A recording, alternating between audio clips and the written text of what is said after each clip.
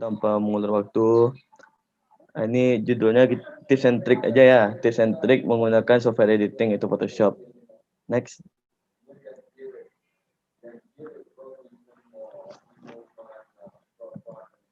Seperti yang kita tahu kan desain grafis. Desain grafis itu bisa dibilang itu rancangan grafis kan. Rancangan grafis yang proses komunikasi menggunakan elemen visual. Elemen visual ini kan banyak nih. Ada yang pernah kita bahas waktu itu ada garis, ada shapes, ada tulisan, ada warna dan lain-lainnya itu termasuk elemen visual. Yang tujuannya itu desain ini untuk menciptakan persepsi atau pesan yang akan disampaikan. Sebenarnya ini kan bukan bidang kita nih, maksudnya kayak memang tidak mendalami ini secara keseluruhan karena ini kalau mendalami secara keseluruhan itu bidangnya di kafe. Cuman kalau kita tuh tahu kulit-kulitnya aja nggak apa-apa lah gitu kan. Jadi bidang ini juga melibatkan proses komunikasi visual dan desain komunikasi. Next ya. Nah, di sini kan kita pada tahu nih, sekarang ini udah banyak aplikasi-aplikasi desain yang desain gambar lah dulu gitu kan. Desain gambar, ada yang dari PC, komputer, laptop, ada yang sekarang udah makin canggih juga kan di Android. Sekarang cuma tinggal apa sih namanya? Tinggal tap aja udah jadi gitu. Contohnya itu ada Canva kan, Canva dan nyediain template. Ada PixArt juga, itu dari HP juga, yang itu di bawah. PixArt ini juga dari HP, tapi prinsipnya hampir sama Photoshop gitu. Cuma bedanya ini versinya, kalau kita bilang ini cuma versi light aja kan. Terus ada Photoshop, Adobe Illustrator, sama CorelDRAW. Kalau kita recall lagi, kita flashback lagi yang upgrading kita pada tahun sebelumnya, kan untuk desain ini, untuk desain gambar, desain imaging design lah gitu kan, desain yang merancang suatu gambar, itu kan ada terbagi atas dua kemarin tuh, ada namanya bitmap sama vektor. Nah, sekarang yang mau kita bahas itu cara menggunakan aplikasi itu Photoshop. Ya, pokoknya tips and trick yang biasanya Abang pakai lah gitu kan, yang biasanya dalam mendesain apalah gitu, mendesain pamflet, logo, foto dan lain-lain lah gitu kan. Ini kalau mau kita bahas sebenarnya banyak nih aplikasi-aplikasi lainnya. Ada juga aplikasi untuk yang edit foto kan, ada Lightroom, ada VS Code dan lain-lainnya gitu kan. Tapi kita fokusnya ke Photoshop aja karena ya Bang lebih cocok lebih bisa menggunakan Photoshop. Kalau biasanya ya orang lebih banyak tertarik. Ini kan kalau dari Depsen sendiri kan mintanya itu upgrading tentang bagaimana cara pembuatan pamflet, poster yang berhubungan dengan hal kayak itu kan. Sebenarnya kalau lebih bagusnya itu kalau kita mendesain itu menggunakan aplikasi apa sih namanya, aplikasi yang berbasis vektor, bukan berbasis bitmap seperti Photoshop. Bedanya nanti lah kan ditanya, nanti ada yang tahu beda. Karena sekarang aja mau tanyanya, ada yang tahu bedanya bitmap sama vektor? Rekan-rekan? Belum tahu, Bang. Enggak, Bang. Nah, ya, berarti kita ulang lagi ya. Berarti kan kalau yang bitmap itu tuh, bitmap itu kayak gini sih kalau untuk simpelnya kita. Kalau pernah kan kalian ngezoom in foto-foto tuh kan, ada yang foto-foto di HP gitu kan, pasti kan nampak tuh kayak pixel-pixel kecil, peta-peta gitu kan. Aplikasi yang bitmap ini menggunakan dasarnya itu gitu. Jadi semakin besar semakin besar kualitasnya, semakin banyak tuh kotak-kotak kecil itu gitu, kayak pixel-pixel. Nah, itu Photoshop tuh intinya di situ. Kalau vektor semakin kita zoom, semakin nggak nampak tuh yang pixelnya itu gitu. Pokoknya nggak jelas lah gitu kan. Makanya kebanyakan orang itu kalau kalian tengok di tempat percetakan atau yang tempat bikin spanduk, itu rata-rata menggunakan CorelDRAW atau Adobe Illustrator AI itu. Beda ini cuma beda yang perusahaannya aja yang bikinnya gitu. Kalau Adobe Illustrator tuh Adobe yang bikin, satu perusahaan sama Photoshop. Kalau CorelDRAW tuh berbeda lagi gitu kan. Di biasanya orang menggunakan Photoshop ini untuk manipulasi gambar, manipulasi foto. Ada kayak foto-foto yang pernah mau bikin, kayak itu aja lah. Kayak foto profil IG bang sekarang kan. Itu kan nggak mungkin tuh mukanya bisa bisa nggak ada mata, nggak ada bibir gitu kan. Terus di matanya juga ada mawar kayak gitu kan. Di Photoshop ini bikin kayak gitu sebenarnya gitu. Cuman bisa juga untuk bikin spanduk atau bikin pamflet dan lain-lainnya gitu. Tapi kalau bisa, kalau memang ada yang mau coba apa namanya? Coba pakai CorelDRAW. Soalnya kata orang CorelDRAW tuh lebih gampang gitu ya. Cuman bang karena memang udah megang Photoshop dari awal dia gak bingung pakai CorelDRAW. Cuman prinsipnya bersama sebenarnya. Next step. Nah, ini tips abang selama ngedesain. Tuh ada ATM, amati, tiru, modifikasi. Bukan berarti kita mencontoh semuanya gitu. Maksudnya itu plagiat. Dia kita pakai prinsip yang sama untuk membuat desain itu. Cuman bedanya nanti di hasil kalau dilihat konsepnya atau prinsipnya mungkin sama gitu kayak cara pembuatannya hampir mirip kayak gitu. Ya pokoknya bisa jalan lah tim ini intinya butuh kreativitas gitu. Ini kan dulu Bang sering ngomong cuci mata lihat desain-desain orang yang bagus-bagus. Nanti kalau itu di sini kita berlakukan prinsip ATM tadi gitu, amati, tiru, dan modifikasi tadi. Saya kayak nomor 1 nih kan ada estetik poster design tuh kan gitu. Kalau kita bikin sama persis kayak gitu ya sama ujungnya namanya juga plagiat gitu atau kalau orang lebih halusnya tuh remake lagi namanya gitu. Next step. Nah, ini yang udah dibikin itu ada beberapa elemen visual. Yang pertama itu untuk gambar orang gitu kan. Ini contoh-contoh aja ya, bukan yang benar ya. Pertama itu ngambil ini ibaratnya tuh live musik lah gitu. Kita ngadain live musik. Di sini ada beberapa elemen. Itu ada warnanya yang Bang ambil itu ada 3 warna. Karena Bang suka sama warna desain yang pertama, Bang ambil warnanya. Warna background abu-abu. Terus ada itu pink sama apa sih nama birunya itu biru muda lah, anggap gitu kan. Di sini abang mengutamakan infonya tuh ini tentang live akustik ya, live akustik misalnya kayak ini gestarnya gitu misalkan gitu kan. Kita kan otomatis mau ngasih infonya tuh memberitahukan info kepada tanggal sekian pada hari sekian dan jam sekian kita ngadakan acara dengan gestarnya ini gitu. Berarti info kita tuh yang paling utama tuh spotlight apa sih namanya? Yang men-spotlightkan gestarnya lah gitu. Salah satu caranya itu yang dari desain pertamanya kan kayak itu ada kayak outline-nya itu kayak warnanya dua warna di belakang orangnya gitu. Abang ambil itu, tapi abang bedain apanya letaknya satu. Kalau yang di desain yang awalnya itu kan nggak ada pakai stroke itu di samping-sampingnya kan. Di foto yang mau pakai ada stroke itu warna putih gitu. Terus juga yang pada desain pertama itu ada kayak apa sih namanya tuh pagar kayak gitu kan di belakangnya gitu. Bisa ditunjuk sebentar yang di sebelah kiri. Sebelah kanannya. Itu.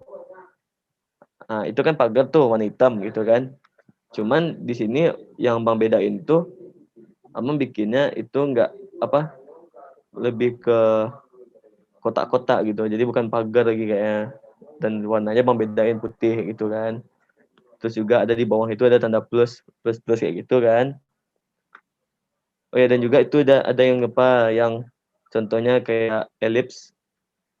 Kalau di desain pertama itu elipsnya setengah elips. Dan itu yang desain pertama itu elipsnya itu cuma pakai satu warna aja, itu warna apa sih namanya pink ini ya. Warna pink ini. Cuman di sini abang remake abang apa lagi, modifikasi lagi, itu ada 2 warna gitu. Satu memang dibilang setengah juga nggak setengah gitu. Jadi kayak di diubah lah bentuknya, dimodif-modif aja lah gitu kan. Terus juga ada yang di bawahnya itu, yang di bawah tanda plus-plus itu kan, yang di contohnya abang ambil yang garis diagonal tuh. Garis diagonal ini, di sini kan contohnya gini nih, di gambar itu nggak persegi jadinya gitu, kepotong sama garis diagonalnya. Abang juga bikin kayak gitu di sini.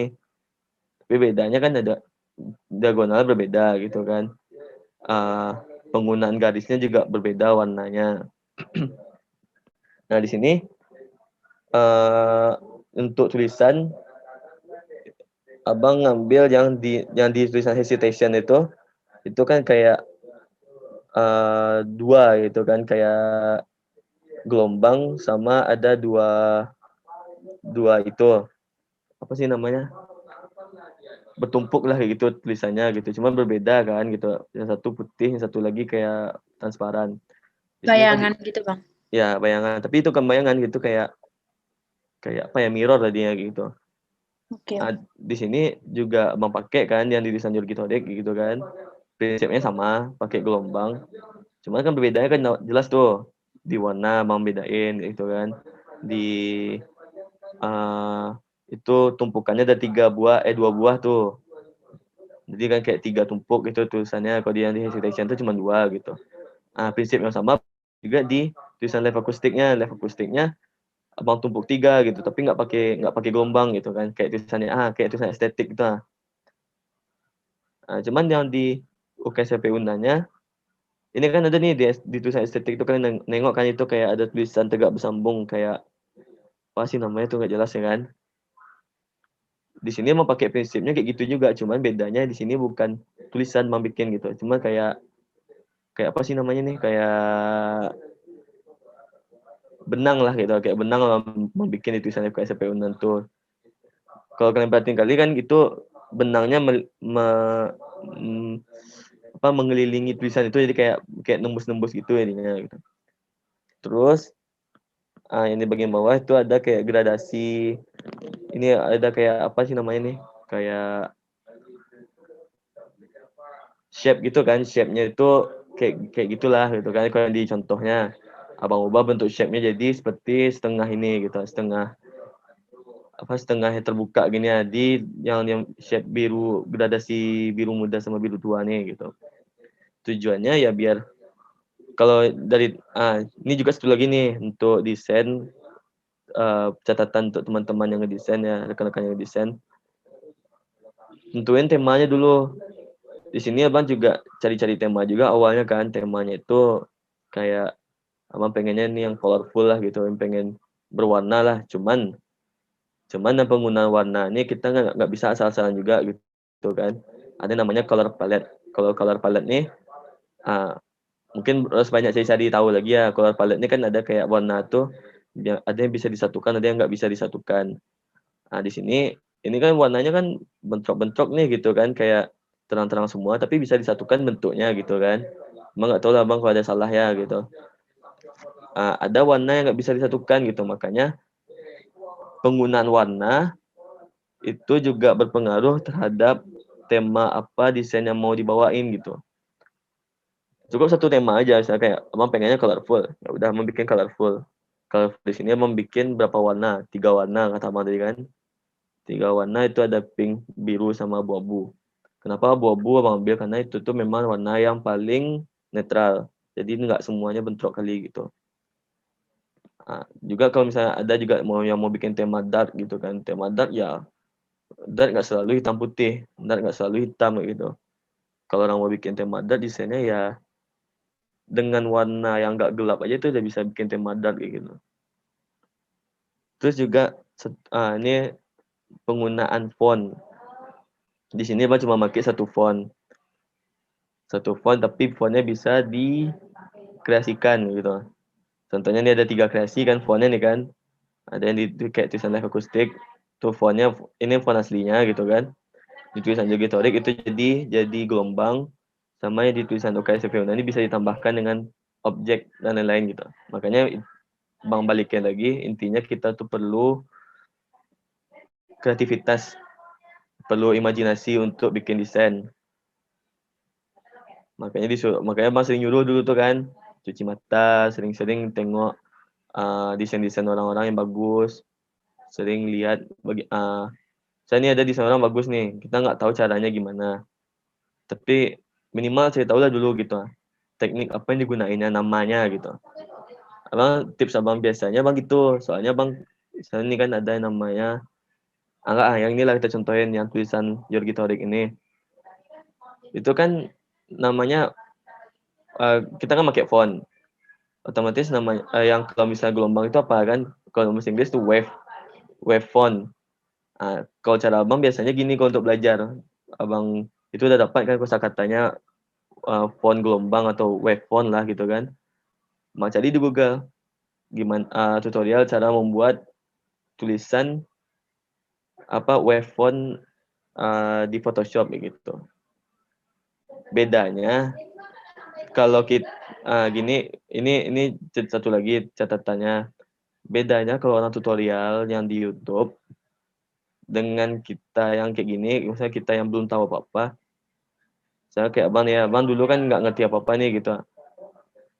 Intinya kalau yang di YouTube tuh dia kebanyakan bikinnya tuh gini, bikinnya tuh mereka bikin ditunjuknya step per stepnya. Tapi mereka juga diselingi sama shortcut. Jadi kayak cara-cara untuk mempermudah juga, misalnya kayak Ctrl Z, Ctrl Y, Ctrl Y tahu lah kan, Ctrl Z untuk unduh gitu kan. Itu kan shortcut tuh. Di tutorial orang tuh kebanyakan orang pakai gitu misalnya. Cuman kalau misalnya kita kan nggak mungkin langsung hafal nih shortcutnya gitu-gitu kan. Ya udah nggak apa-apa, eksperimen aja, coba-cobain di Photoshopnya. Kalau di tutorial tuh biasanya ada kayak dia butuh pakai gini gitu, pakai ada namanya smart object gini.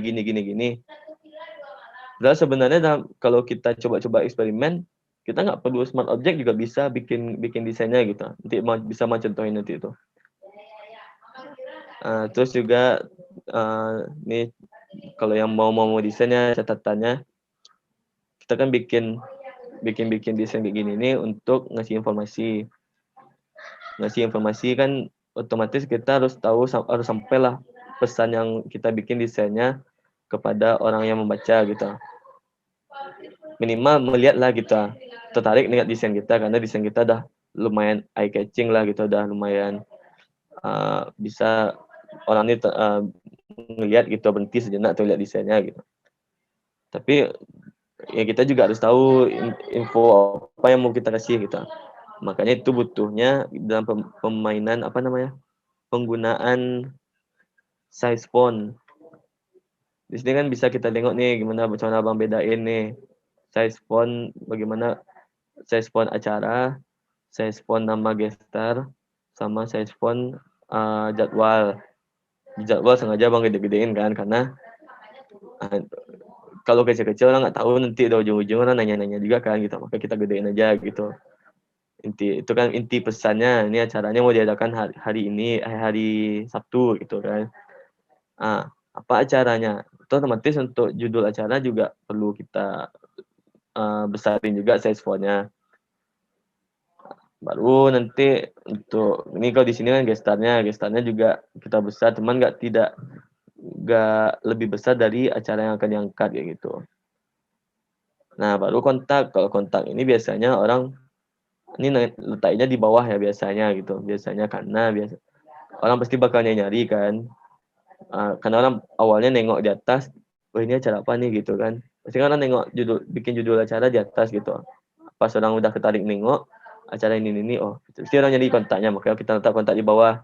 Cuman bukan berarti kontak tuh memang harus kecil-kecil tulisannya gitu. Bisa divariasiin. Ya pokoknya kreatif aja lah variasiinnya.